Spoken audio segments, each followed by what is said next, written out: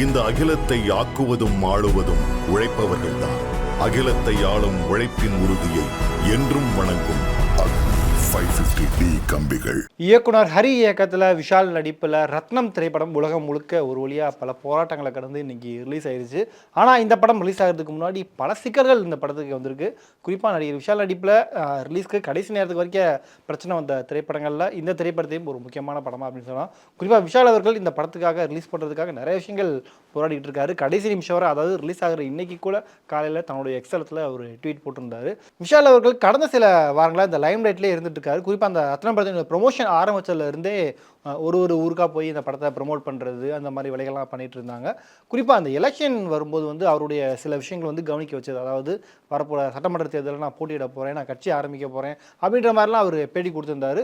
குறிப்பாக எலெக்ஷன் அன்னைக்கு அவர் ஓட்டு போட வரும்போது சைக்கிளே ஓட்டு போட்டார். ஸோ இது எல்லாருமே கவனிக்க வச்சது. ஏன்னா இதுக்கு முன்னாடி நடந்த சட்டமன்ற தேர்தலில் விஜய் அவர்கள் இதே மாதிரி சைக்கிளை தான் ஓட்டு போட்டிருந்தாரு. இப்போ அவருடைய ரூட்டையே அவர் ஃபாலோ பண்ணுறாரா, ஏன் இவர் இப்படி வந்திருக்காரு அப்படின்னு நிறைய கான்ட்ரவர்சியான கேள்விகள்லாம் எழுப்பப்பட்டது. பட் அவர் சிம்பிளாக அன்னைக்கு வீட்டில் வண்டி இல்லை, அதனால சைக்கிளில் வந்தேன், நான் விஜய் அவர்களெல்லாம் ஃபாலோ பண்ணல அப்படின்ற மாதிரி அவர் சொல்லிட்டாரு. ஏன்னா விஜய் அவர்கள் கட்சிக்கு ஆரம்பித்து அரசியலுக்கு வரேன்னு சொன்னார், அது அவரும் சைக்கிளில் வந்தார், அவர் மாதிரி இவர் பண்ணுறாருப்பா அப்படின்ற மாதிரி நிறைய டாக்லாம் வந்தது. ஸோ அதை தொடர்ந்து அந்த ரத்னம் திரைப்படம் இன்னைக்கு ரிலீஸ் ஆகிருக்கு. இயக்குனர் ஹரி அவர்களும் இந்த படத்துக்கு மிகப்பெரிய ப்ரொமோஷன்லாம் பண்ணார். குறிப்பாக இதுக்கு முன்னாடி ஹரி அவர்கள் இந்த மாதிரி எந்த ஒரு படத்துக்குமே அவர் ப்ரொமோஷன் பண்ணதே கிடையாது. முதன்முறையாக ஹரி அவர்கள் ரொம்பவும் இறங்கி இந்த படத்துக்காக மிகப்பெரிய அளவில் ப்ரொமோஷன் பண்ணுறாரு. என்ன அப்படி குறிப்பாக ஒரு விஷயம் பார்த்தோம் அப்படின்னா, கோயம்பேடில் இருக்கக்கூடிய அந்த மார்க்கெட்டில் வாக்கு கேட்குற மாதிரி அப்படி நடந்து போய் எல்லாத்தையும் படம் பார்த்துருங்க, படம் பாருங்கள், ரத்னம் படம் 26 ரிலீஸ் ஆகுது அப்படின்ற மாதிரி பாருங்கள் அப்படின்ட்டு ஒரு ஏரியாவை போய் அவர் பேசுகிறாரு. எந்த ஒரு இயக்குனரும் இந்த மாதிரி இறங்கி போய் பண்ணதில்லை.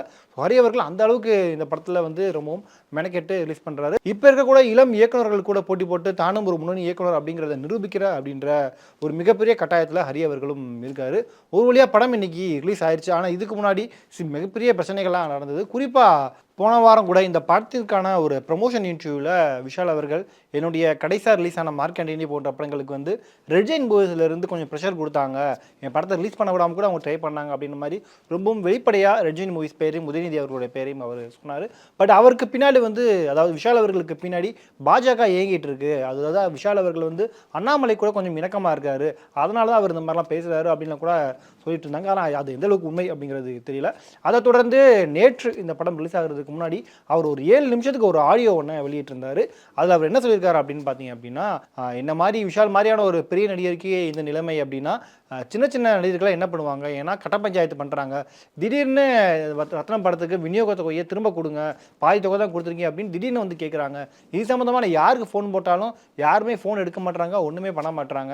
ஸோ விஷால் மாதிரி இந்த மாதிரியான ஒரு பெரிய நடிகருக்கு எது நிலைமைன்னா சாதாரண நடிகர்கள் நினச்சி பார்த்தாவே ரொம்ப கஷ்டமாக இருக்குது அப்படின்னு ரொம்பவும் மனவேதனையோட பதிவிட்டிருந்தார். குறிப்பாக கட்ட பஞ்சாயத்து நடக்குது அப்படின்ற ஒரு வார்த்தையும் அவர் மென்ஷன் பண்ணியிருந்தார். இந்த நிலையில் ஏப்ரல் 26 இன்னைக்கு படம் ரிலீஸ் ஆகுது. ஸோ இன்றைக்கி படம் ரிலீஸ் ஆகிறதுக்கு முன்னாடி காலையில் 8 மணிக்கே அவருடைய எக்ஸ்தலத்தில் ஒரு ட்வீட் போட்டிருக்காரு. ஸோ அதில் அவர் என்ன போட்டிருக்காருன்னு பார்த்தீங்கன்னா, கடைசியாக அது கட்ட பஞ்சாயத்து தான் கொஞ்சமாகவே நடந்துகிட்ருக்கு, ரொம்பவும் நடந்துகிட்டே இருக்குது. தியேட்டர் உரிமையாளர்கள், சங்க நிர்வாகிகள், இவங்க எல்லாருக்குமே நான் கேட்டுக்கிறேன், கங்காரு நீதிமன்றங்கள் இன்னும் இருக்குது அப்படின்னு நான் நம்புகிறேன். என்ன மாதிரியான போராளிகளை அவ்வளோ ஈஸியாக வீழ்த்திட முடியாது. கொஞ்சம் லேட்டானாலும் நான் நீதியோட நேர்மையோடு உங்கள் எல்லாருமே நான் ஜெயிப்பேன் அப்படின்ற வார்த்தையை மென்ஷன் பண்ணியிருக்காரு. எல்லா தயாரிப்பாளர்களுக்கும் குடும்பம் இருக்குது, அவங்க ஒரு வாழ்வாதாரத்துக்காக தான் சினிமா எடுக்கிறாங்க அப்படின்னு நான் நம்புகிறேன். குறிப்பாக அவங்க பொழுதுபோக்காகலாம் படம் எடுக்கவே இல்லை. தயாரிப்பாளர்களுக்குன்னு ஒரு சங்கம்லாம் இருக்குது. பட் அந்த சங்கங்களை நினச்சா இப்போ அங்கே இருக்க எல்லாருக்குமே கொஞ்சம் அவமானமாக தான் இருக்குது அப்படின்னு ரொம்பவும் மனவேதனையோட இன்றைக்கும் தன்னுடைய எக்ஸலத்தில் அந்த பதிவை போட்டிருக்காரு.